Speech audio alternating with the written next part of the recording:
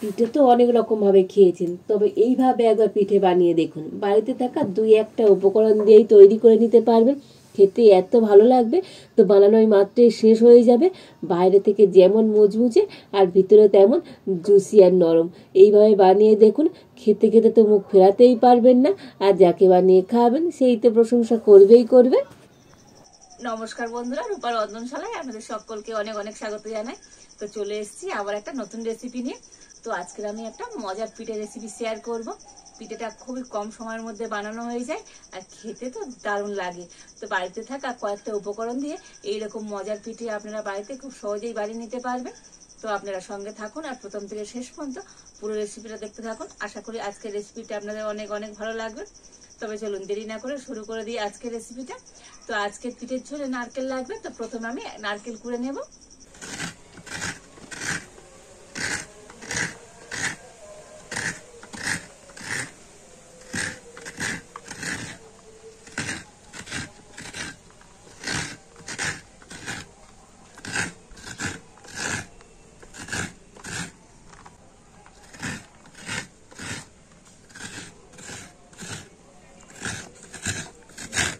তো নারকেলটা কুড়িয়ে নিয়েছি আর এবার আমি কোরানো নারকেলটা একটা জায়গাতে করে নিয়ে নেব।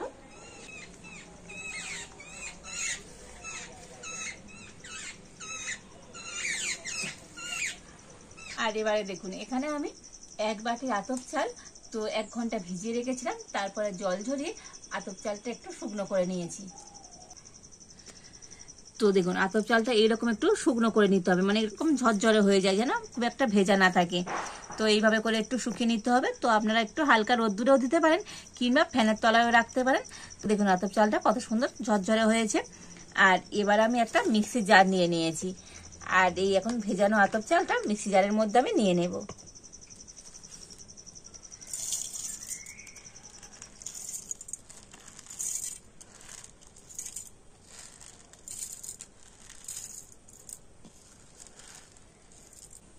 আর এবার আমি আতপ চালটা মিক্সিতে খুব ভালো করে গুঁড়ো করে নিয়ে আসবো। তো দেখুন আতপ চালটা মিক্সিতে কিন্তু খুব ভালো করে গুঁড়ো করে নিয়ে এসেছি। তো একেবারে এরকম মিহি করে কিন্তু গুঁড়ো করে নিতে হবে। তো দেখুন, আর এবার আমি গুঁড়ো করা আতপ চালটা একটা জায়গাতে করে নিয়ে নেব।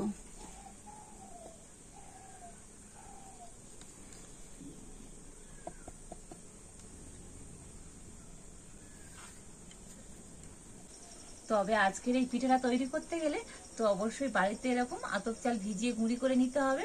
তো বাজারে যে কেনা আতপ চালের গুঁড়ি পাওয়া যায় সেটা দিয়ে কিন্তু এই পিঠাটা ভালো হবে না।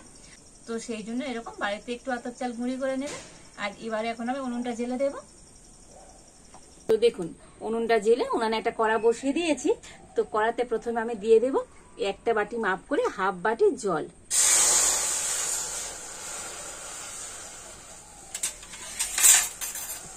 আর নিয়েছি এখানে ওই একই বাটি মাপ করে 1/2 বাটি আখের গুড়। তো জলের মধ্যে দিয়ে দেব।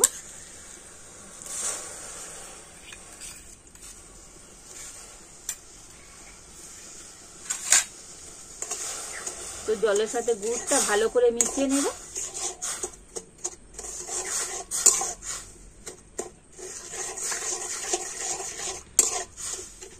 আর এবার আমি গুড়টাকে কিন্তু একটু ফুটিয়ে নেব।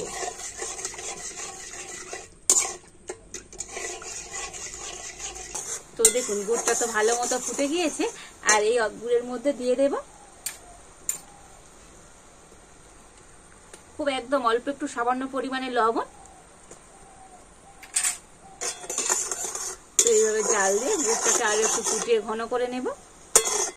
তো এই গুড়টাকে আরো একটু ফুটিয়ে নিয়েছি, তবে গুড়টা ঠিকঠাক রেডি হলো কিনা দেখে নেব। তার জন্য একটা বাটিতে আমি অল্প একটু জল নিয়ে নিয়েছি আর এই গুড় নিয়ে অল্প একটু দিয়ে দেব। তো দেখুন অল্প একটু গুড় বাটির জলের মধ্যে দিয়ে দিলাম। তো আর এবার একটু ঠান্ডা করতে দেব, মানে একটু 2 মিনিট রেখে দেব।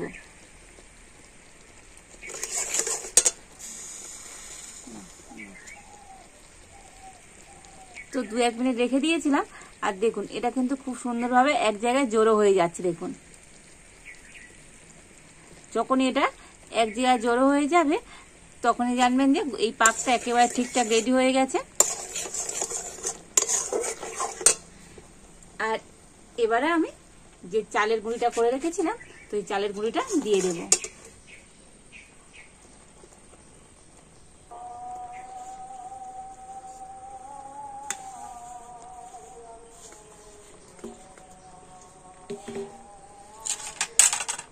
আর দিয়ে দেব অল্প একটু পুরনো নারকেল, মানে হাফ বাটির মতো নারকেল কুড়ো দিয়ে দিচ্ছি।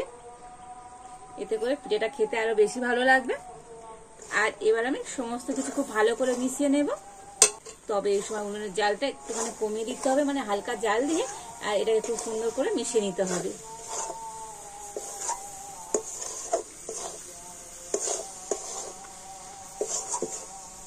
তো আপনাদের হাতের কাছে নারকেল গুঁড়ো যদি না থাকে তো নাও দিতে পারেন, আর তবে একটু নারকেল গুঁড়ো দিলে তো এই পিঠেটা খেতে আরো বেশি ভালো হয়। তো দেখুন গুড়ের সাথে চালের গুঁড়িটা কিন্তু ঠিক এইভাবে করে মিশিয়ে নিতে হবে।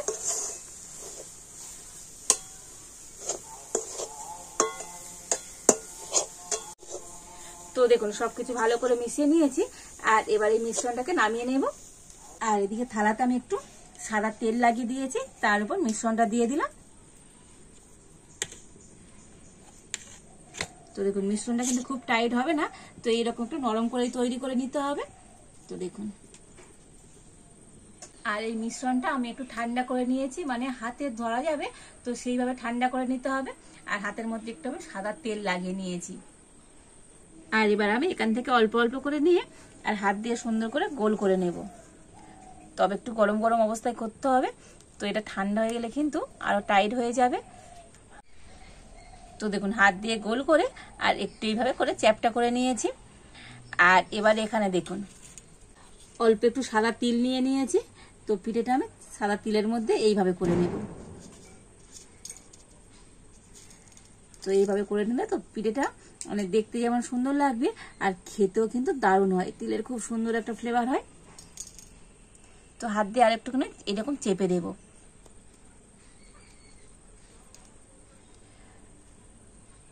তো দেখুন এই একটা পিঠা আমি রেডি করে নিয়েছি। আর এবার একটা প্লেটের মধ্যে রেখে দেব।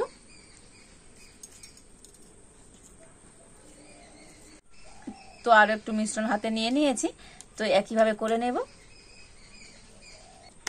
তো দেখুন হাত দিয়ে একটু এরকম চ্যাপটা করে দিয়েছি। আর এটাকেও একইভাবে তিলের মধ্যে এপিট উপিট কোট করে নেব।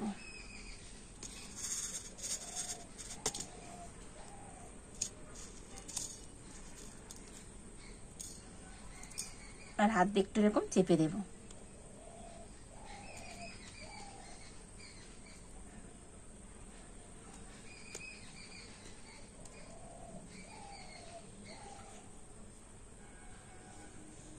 তো দেখুন এই আরো একটা পিঠা আমি তৈরি করে নিয়েছি।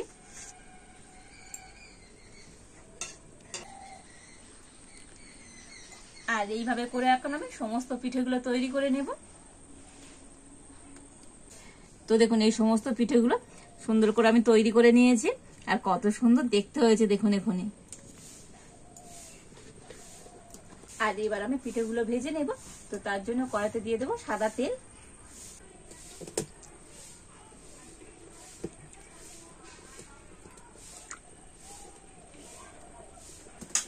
তো এবারে তেলটা একটু ভালো করে গরম করে নিয়েছি। তো তেলটাকে প্রথমে একটু গরম করে নিতে হবে। আর এবার আমি এই পিঠেগুলো একে একে তেলের মধ্যে দিয়ে দেব।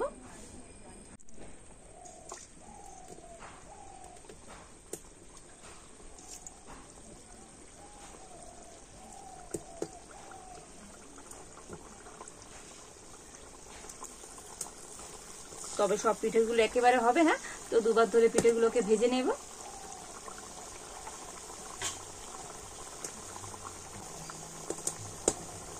আর একটু হালকা জাল দিয়ে তো পিঠেগুলো ভেজে নিতে হবে। তো জোরে জাল দিলে পিঠে একটা বাইরে থেকে লাল হয়ে যাবে, আর ভিতরে খুব একটা ভাজা হবে না। সেই জন্য একেবারে হালকা জাল দিয়ে তো পিঠেগুলোকে খুব সুন্দর করে ভেজে নেব। তো পিঠেগুলোকে একবার উল্টে দেবো। দেখুন একটা সাইড হালকা লাল কালার চলে এসছে, আর এবার এইভাবে পিঠেগুলোকে একবার উল্টে দিতে হবে। তো দেখুন সমস্ত পিঠেগুলোকে একবার উল্টে দিয়েছি। তো দেখুন উল্টে পাল্টে পিঠেগুলোকে সুন্দর করে ভেজে নিয়েছি, আর এবার আমি তুলে নেব।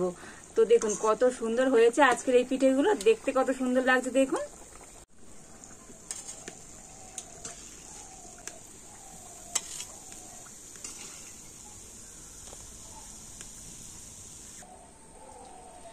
আর এই একইভাবে বাকি পিঠেগুলো ভেজে নেব।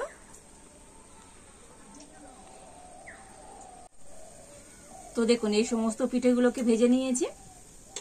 তো দেখুন পিঠেগুলোকে সুন্দর করে প্লেটের মধ্যে সাজিয়ে নিয়েছি। আর কত সুন্দর হয়েছে দেখুন আজকের এই পিঠেগুলো, অসম্ভব সুন্দর লাগছে দেখতে। আর শুধু দেখতে নয়, খেতে এই পিঠেগুলো দারুণ হয়।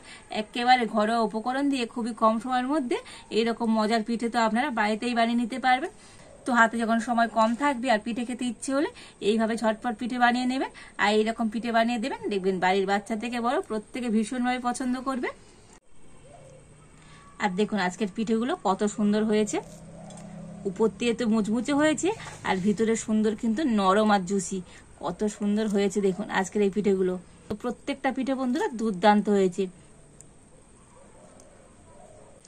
আর এইভাবে তো পিঠে বানিয়ে যাকে খাওয়াবেন সেই তো প্রশংসা করবেই করবে।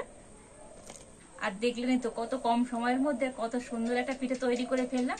তো এই পিঠেগুলোকে আরিসা পিঠেও বলে, কত সুন্দর হয়েছে। আর একেবারে ঘরে থাকা উপকরণ দিয়েই তো বানিয়ে নিতে পারবেন। তো আজকের এই মজার পিঠে রেসিপিটা আপনাদের কেমন লাগলো অবশ্যই কমেন্ট করে জানাবেন। ভালো লাগলে লাইক শেয়ার সাবস্ক্রাইব করবেন। তো আজ এই পর্যন্ত, আপনারা ভালো থাকুন, সুস্থ থাকুন, দেখা হচ্ছে নতুন কোনো একটা রেসিপি নিয়ে।